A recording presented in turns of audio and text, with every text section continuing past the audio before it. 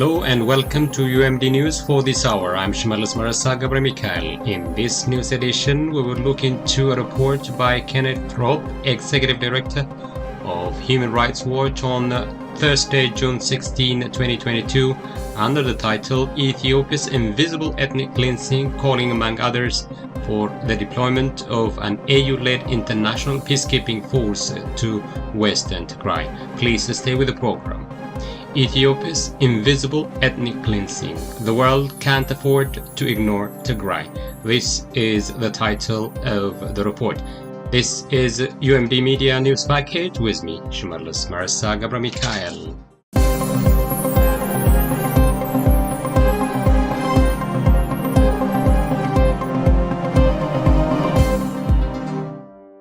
Human Rights Watch is calling for the deployment of an AU-led international peacekeeping force to Western Tigray. Issued a comprehensive report entitled Ethiopia's Invisible Ethnic Cleansing. The world can't afford to ignore Tigray. The report starts stating that for more than a year and a half, a largely invisible campaign of ethnic cleansing has played out in Ethiopia's northern region of Tigray. According to the report, older people, women, and children have been loaded into trucks and forced out of their villages and hometowns in Tigray. In addition, men have been herded into overcrowded detention sites where many have died of disease, starvation, or torture. In total, 700,000 Tigrayans have been forcibly uprooted because of their ethnicity. It went on to say that these crimes are an outgrowth of the war that began in November 2020, putting Ethiopia's federal forces and their allies, including troops from Eritrea and neighboring Ethiopian region of Amhara, against forces linked to the Tigray People's Liberation Front, TPLF, which once led Ethiopia's coalition government. The report noted that early in the conflict, Amhara security forces and officials gained control of Western Tigray, a long contested area of the region, where with the acquaintance and possible participation of Ethiopia's federal military. That was what is stated in the report. It further recalled that these forces have carried out a brutal campaign of ethnic cleansing against Tigrayan communities, and sadly, many of these abuses have been hidden from view. It went on to state that the Ethiopian Prime Minister Abiy Ahmed's government has imposed communication restriction throughout Tigray and obstructed the efforts of independent investigators, journalists, and humanitarian workers, making it difficult to verify accounts from the region.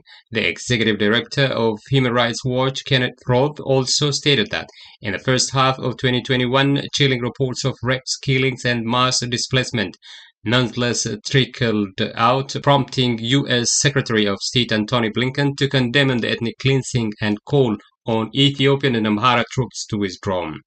Ethiopian authorities, however, have since sealed over Tigray almost entirely, severing telecommunications and even banking services. But as investigators for Amnesty International and Human Rights Watch have shown, the atrocities have continued for even 10 months after Blinken's condemnation of the ethnic cleansing. Amhara regional officials and security forces carried out a systematic campaign of war crimes and crimes against humanity, including murder, unlawful imprisonment and torture, forced displacement, sexual violence, possible extermination, and other inhuman acts.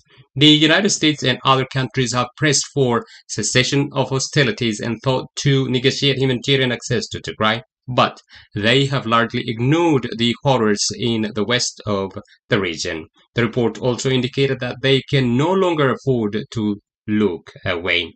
The report has also outlined detailed information on the background of Western Tigray, some of the heinous acts in the region, and the ways forward, mainly in restoring peace and justice in the region and the country in general. Most importantly, the report has shown that the Amhara security forces have held hundreds, possibly thousands of Tigrayans in overcrowded facilities where detainees have been killed, tortured, and denied adequate food and medical care since January 2022, adding that some have starved to death in the town of Humera, where Amhara militias, at times assisted by Ethiopian federal troops and Amhara special forces, oversee a network of formal and informal detention sites Former prisoners recall horrific living conditions. One man who was detained in the warehouse known as Nda Yitbarak in Humera, the guards would wait 3, 4, 5 days and then take the bodies and throw them into the valley. According to the report, these kinds of treatment of Tigrayan detainees may amount to extermination, a crime against humanity that is defined in the Rome Statute of the International Criminal Court as the intentional infliction of conditions of life, inter alia the deprivation of access to food and medicine calculated to bring about the destruction of part of a population. The report finally called upon all concerned bodies to halt these crimes and end the suffering of detained and displaced Tigrayans.